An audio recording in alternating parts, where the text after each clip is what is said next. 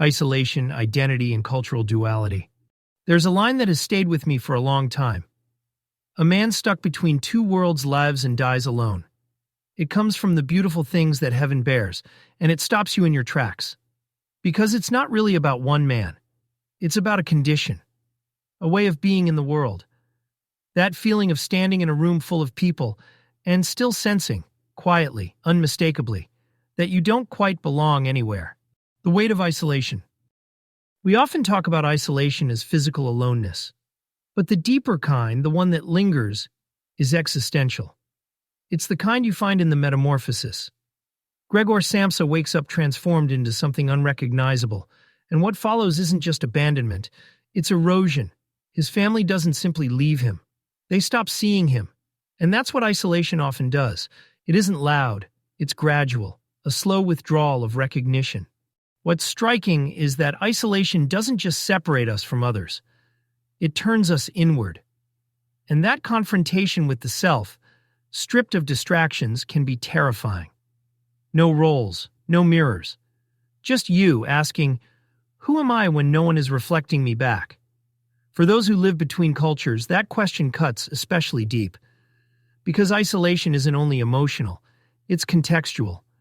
You're surrounded, yet untranslated. Trapped between two worlds. There's an image that comes to mind. Being suspended. Not falling, not grounded.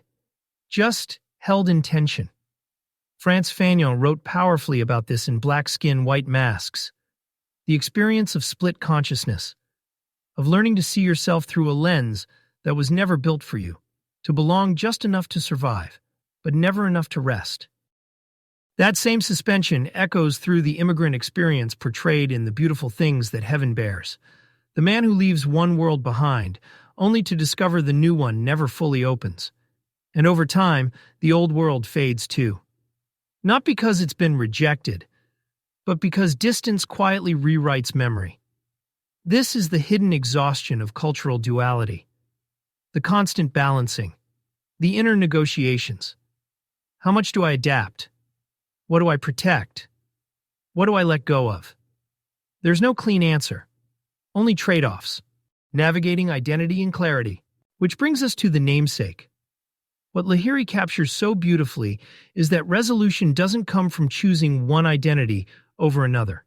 It comes from allowing identity to remain unfinished, fluid, responsive, alive. In her stories, identity isn't a destination. It's a practice. And maybe that's the quiet relief in all of this. That clarity doesn't mean certainty. That belonging doesn't require purity. That you don't have to be whole in one place to be whole at all.